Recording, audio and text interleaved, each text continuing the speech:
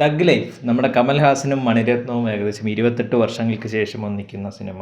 അതിൻ്റെ official trailer വന്നിട്ടുണ്ട്. അത് ഇത് കാണാം. STR ഉണ്ട് ഇതിനകത്തൊരു മെയിൻ വേഷത്തിൽ.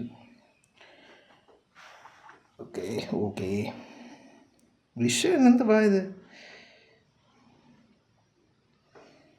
Official trailer. ഓക്കെ, അതിനൊരു ഇൻട്രോ ഉണ്ട്.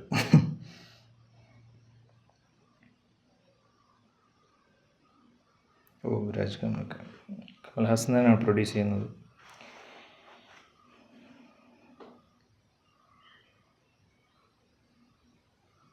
ഒരുപാട് പ്രൊഡക്ഷൻ ഉണ്ടല്ലോ.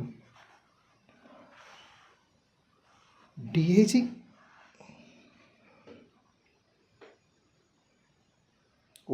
STR.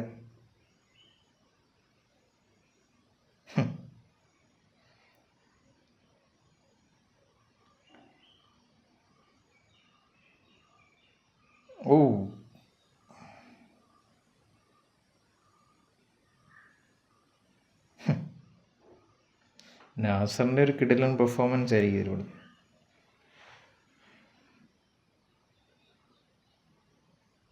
തൃശ്ശ അത് ബാബുരാജായിരുന്നു. ജോജാറിൻ്റെ സൗണ്ടാണ്.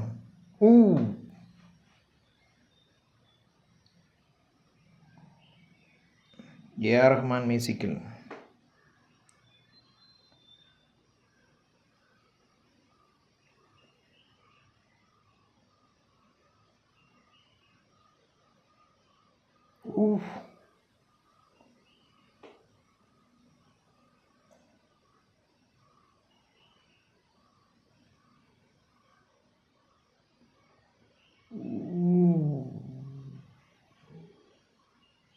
നായകൻ വെൻഡ് ചെയ്തിരിക്കുന്ന വെൻവഴി നായകൻ എന്ന് പറയുന്നത് ആക്ച്വലി നായകൻ എന്ന് പറയുന്ന സിനിമ 1987 തുടങ്ങിയ 87 ആണെന്ന് തോന്നുന്നു. അതിന് ശേഷം ഇവർ രണ്ടുപേരും അങ്ങനെ സിനിമകളൊന്നും ചെയ്തിട്ടില്ല. കമൽഹാസനും അദ്ദേഹവും നമ്മുടെ മണിരത്നവും. അതിനുശേഷം ഏകദേശം 28 വർഷങ്ങൾക്ക് ശേഷമാണ് ഈ ഒരു പടം വരുന്നത്.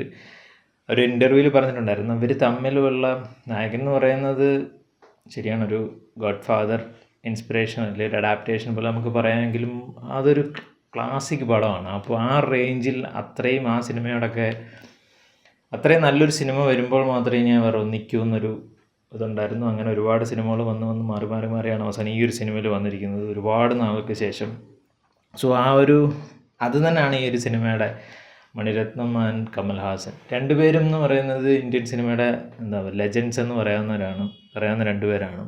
അതായത് ഇപ്പോൾ ഒരുപാട് യങ്സ്റ്റേഴ്സ് ഉണ്ട്, ഒരുപാട് ടെക്നീഷ്യൻസ് ഉണ്ട്, ഒരുപാട് യങ് ടെക്നീഷ്യൻസ് ഉണ്ട്, ഒരുപാട് ആക്ടേഴ്സ് ഉണ്ട്. പക്ഷേ ഇവരിപ്പോഴും കമൽഹാസൻ ആയിക്കോട്ടെ നമ്മുടെ മണിരത്നം ആയിക്കോട്ടെ അവരിപ്പോഴും ഈ ഒരു ജനറേഷൻ്റെ കൂടെയും ഇപ്പം നമ്മൾ ഈ ഒരു സിനിമ ഒരു നോക്കുകയാണെങ്കിൽ ഒരു ഇപ്പോഴത്തെ ഒരു ന്യൂജൻ ഡയറക്ടർ എടുക്കുന്ന ഒരു രീതിയിലാണ് മണിരത്നം എടുത്തു വെച്ചിരിക്കുന്നത്. മീൻസ് വിഷ്വൽ ഞാൻ ഇപ്പോൾ ഒരു ട്രെയിലറിൻ്റെ ഒരു ഇതിൽ മാത്രം പറയുകയാണ്. എന്നാൽ പോലും ചെക്കച്ചന്തവാനം എന്നൊക്കെ പറയുന്ന സിനിമയുണ്ട്, അതൊക്കെ കണ്ടിട്ടുള്ളവർക്കറിയാം. ഒരു നമ്മുടെ ഇപ്പോഴത്തെ ജനറേഷന് ഒക്കെ പറ്റിയൊരു പടം. അത് അവർ വന്ന ഒരു രീതിയിലുള്ള ഒരു ഫിലിം ടെക്നിക്ക് ഒന്നുമല്ല. എന്നാൽ പോലും അവരൊക്കെ ലെജൻഡ്സ് ആണെന്നുള്ളതിൻ്റെ ഏറ്റവും വലിയൊരു ഉദാഹരണമാണ്, ഒരു എക്സാമ്പിളാണ് ഇപ്പോഴും അവരൊക്കെ കിടിലം പടമായിട്ട് വരുന്നു എന്നുള്ളത്. ഭയങ്കര എക്സൈറ്റഡ് ആയിട്ടുള്ള ഒരു പഴയ ഗ്യാങ്സ്റ്റർ അദ്ദേഹം മരിച്ചു എന്ന് വിശ്വസിക്കുന്നതിന് ശേഷം അദ്ദേഹം തിരിച്ചു വരുന്നു. പിന്നെ മകനും ഇതായിട്ടുള്ള എനിക്ക് തോന്നുന്നത് DQ ഇതിനകത്തൊരു ഭാഗമായിരുന്നു ഒരു സമയത്ത് വരെ. പക്ഷെ പിന്നീട് അദ്ദേഹം മാറിയെന്നാണ് എനിക്ക് തോന്നുന്നത്. ആ ഒരു ക്യാരക്ടറാണെന്നാണ് എനിക്ക് തോന്നുന്നത്.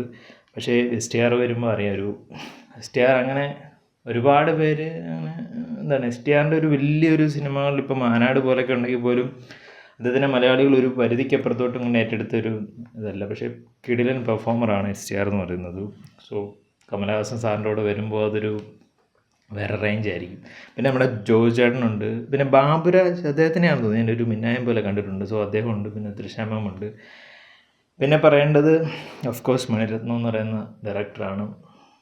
എന്താ പറയുക, അദ്ദേഹത്തിനെ പറ്റിയൊക്കെ ഞാനൊക്കെ പറയാൻ അദ്ദേഹത്തിന് കമൻറ്റ് ചെയ്യാനുള്ള ഒരാളല്ല.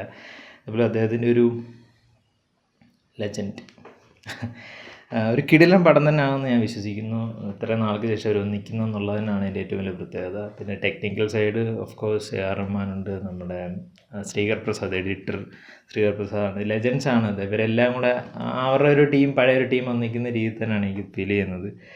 ഡെഫിനറ്റ്ലി ഈ ഒരു ട്രെയിലർ ഒരുപാട് സസ്പെൻസുകളൊക്കെ ഒളിപ്പിച്ച് എന്താണെന്നുള്ളൊരു ക്യൂരിയോസിറ്റിയിൽ, എന്നാൽ ഇപ്പോഴത്തെ ഒരു നമുക്കൊക്കെ കണക്റ്റ് ആകുന്ന രീതിയിലൊരു സിനിമ ആവട്ടെ എന്ന് ഞാൻ ആശംസിക്കുകയാണ്. നിങ്ങൾ ഈ ഒരു ട്രെയിലർ കണ്ടിട്ടുണ്ടെങ്കിൽ എൻ്റെ അഭിപ്രായം പറയാം.